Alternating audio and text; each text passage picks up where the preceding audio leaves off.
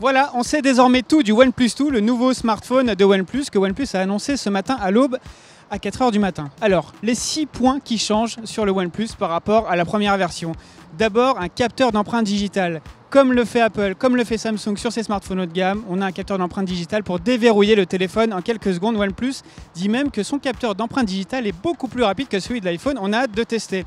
Deuxième grosse nouveauté, nous avons 2 emplacements pour carte SIM, pour l'utiliser avec sa carte SIM perso, avec celle du boulot par exemple. Voilà, donc 2 emplacements pour carte SIM, tous les deux 4G a priori.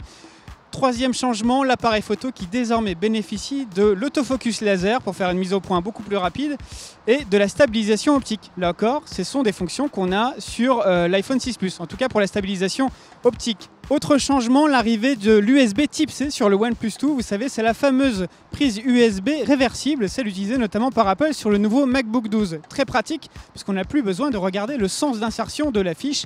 Autre point, cette fois-ci, c'est pas une surprise puisque OnePlus l'avait annoncé, on a un Snapdragon 810, alors on le sait, c'est le plus puissant des processeurs mobiles actuels, mais aussi celui qui a peut-être causé le plus de problèmes, vous savez, de montée en chaleur, etc.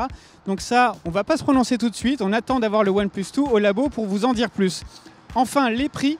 OnePlus garde sa promesse d'offrir le meilleur des technologies, franchement à des prix très accessibles, parce que le smartphone le plus haut de gamme sera vendu 399 €, 64 Go de stockage, 4 Go de mémoire vive, donc grosse configuration. Et il y a le OnePlus 2 dans une version inférieure, un peu light, 16 Go pour le stockage et 3 Go de mémoire vive, 339 €. Voilà pour les prix, on vous en dit plus sur les performances de ce smartphone une fois qu'il sera passé au labo dans quelques jours.